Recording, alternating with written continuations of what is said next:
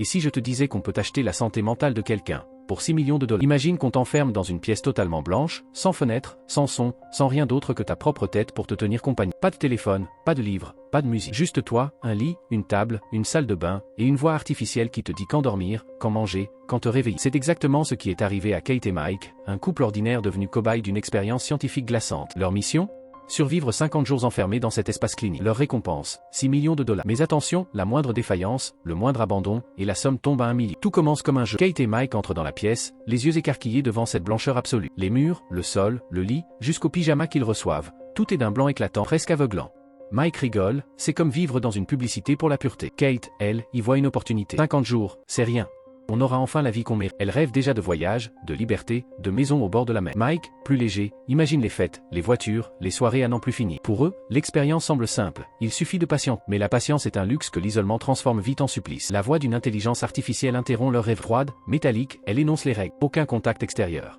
Aucun divertissement. Une seule personne à la fois dans la salle de bain. Et un bouton rouge sur le mur, celui de la défaite. Le presser signifie tout arrêter, perdre des millions et sortir pour toujours. Devant eux, une grande horloge numérique compte les 50 jours, seconde après seconde. Chaque matin, une boîte nutritive leur est livrée automatiquement, identique jour après jour. Pas de goût, pas de surprise, juste assez pour survivre. Les premiers jours, tout semble aller bien. Kate garde une routine stricte. Réveil, sport, méditation, repas, repos. Elle veut que tout reste sous contrôle. Mike, lui, commence à s'ennuyer. Il passe ses journées à fixer l'horloge, à plaisanter, à dormir. Il dit qu'il se sent comme un hamster dans une boîte en plastique. L'ennui se transforme vite en tension. Les conversations deviennent mécaniques. La lumière blanche permanente épuise leurs yeux, et même la nuit, les ombres sont d'un gris inquiétant. Mais c'est après plusieurs semaines que les choses basculent. Un matin, Mike remarque un minuscule insecte rampant près du mur. C'est le premier signe de vie qu'il voit depuis des jours.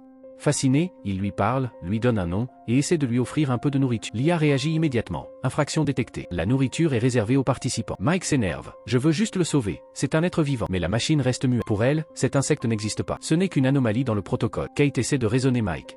Tu perds la tête, c'est juste un insecte. Mais lui n'en démord pas. Non, Kate. C'est peut-être le seul signe que la vie existe encore dehors. Peu à peu, leur relation se fissure. L'expérience, censée être un simple test de résistance, devient une descente lente dans la folie. Mike. Il parle seul, rit sans raison, s'énerve contre la voix robotique. Kate, elle, s'accroche à la logique, mais même son esprit commence à vaciller. Leur environnement parfait devient une prison psychologique. Jour après jour, ils perdent la notion du temps, la perception de leurs propres émotions. Kate et Mike pensaient avoir tout prévu, mais l'expérience prend une tournure qu'ils n'avaient jamais imaginée. Tout commence par un accident tragique. Dans un moment de colère, Kate écrase l'insecte que Mike avait tenté de sauver. Ce petit incident déclenche une explosion de tension. Mike s'enferme dans un coin, le visage fermé, broyé par la frustration et la colère. Selon les règles, chaque participant peut utiliser un bouton pour obtenir un traitement, une distraction, un objet, un petit plaisir, mais chaque activation coûte 100 000 $ sur leur prime finale. Malgré les supplications de Kate, Mike cède à la tentation. Son prix? Un simple crayon vert. Mais ce crayon devient bientôt le catalyseur d'une libération psychologique étrange. Il commence à dessiner frénétiquement sur les murs, transformant la blancheur immaculée en une jungle de griffonnage vert. Kate, d'abord furieuse, finit par s'excuser, consciente que leurs nerfs sont à vif. Le temps file, il ne leur reste plus que 20 jours à tenir dans cette pièce blanche.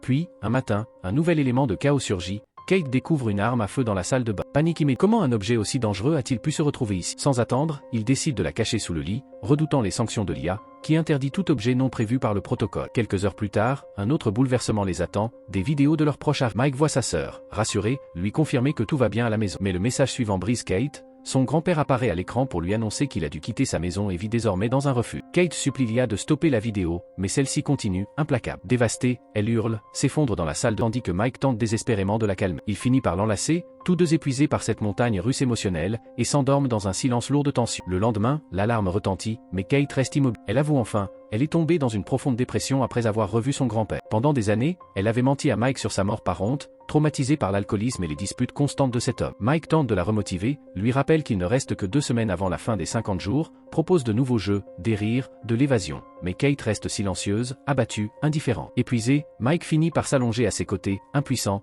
tandis que l'ombre de la dépression de Kate plane sur eux. Puis vient l'ultime chance, leur dernière récompense, le deuxième traitement, un privilège unique qu'ils n'avaient encore jamais utilisé. Kate hésite, refusant par peur de perdre encore 1 million. Mike, à bout, se fâche, mais finalement, elle cède.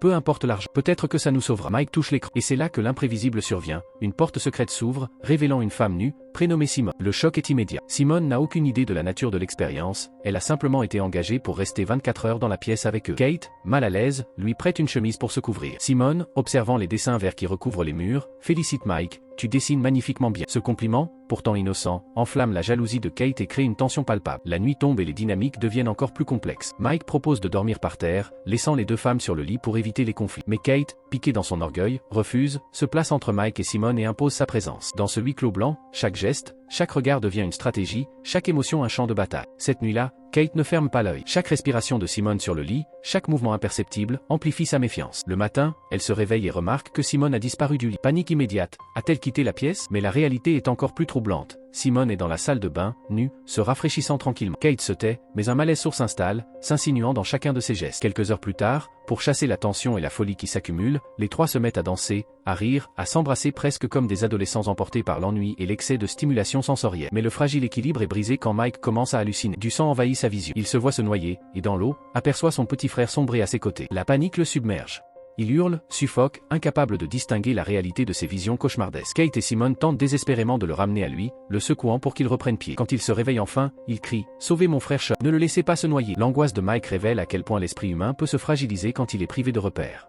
Un peu plus tard, dans un moment plus calme, Simone engage la conversation avec Kate. « Comment vous êtes-vous rencontrés, tous les deux ?» Kate raconte alors leur première rencontre sous la pluie, Mike lui prêtant un parapluie, et comment ce simple geste a scellé leur lien. Les souvenirs réchauffent un instant l'atmosphère. Pendant ce temps, Mike se rapproche de Simone et ils entament une conversation intime sur leur passé. Simone confie avoir perdu sa mère très jeune, et Mike parle de ses propres blessures familiales. Ils se rapprochent émotionnellement, cherchant un réconfort que la pièce blanche ne peut offrir. Simone prend la main de Mike pour le calmer. Mais ce geste, innocent pour eux, déclenche la tempête pour Kate. Elle surprend le contact, ses yeux s'enflamment de jalousie et de colère. Depuis le début, tu essaies de me voler mon copain, hurle-t-elle. Simone riposte avec froid, tu es juste jalouse et insécure. Tu ne fais pas confiance à ton propre petit ami. Les cris fusent, les voix se brisent, les tensions explosent. Mike, dépassé, tente de calmer la situation, mais finit par s'éloigner, cherchant à retrouver son calme dans ce chaos psychologique. Le lendemain matin, le calme apparent revient. Mike se réveille épuisé, mais Simone a disparu. Elle a laissé derrière elle un message, « Personne ne m'a jamais aimé comme toi ». Kate découvre la note et explose de colère, accusant Mike de trahison. Là, ne teste plus seulement leur résistance physique, mais met à nu leur peur, leurs insécurités et les fragilités de leur relation. Dans ce huis clos blanc, chaque émotion devient amplifiée, chaque geste a des conséquences explosives, et la frontière entre amour, jalousie et paranoïa devient presque impossible à distinguer. Tout bascule lorsque Mike tente de se défendre. Ce n'est pas vrai. Tout ça, c'est un test. Ils veulent qu'on s'entre des chiffres. Mais Kate, aveuglée par la colère et l'épuisement, le pousse violemment contre le mur. Mike heurte sa tête, le sang coule, et une panique glaciale s'empare de lui. Furieux, il recule, la voix brisée par la frustration. Je t'ai toujours soutenu, même quand tu étais au fond du trou. J'ai abandonné mes études, mes amis,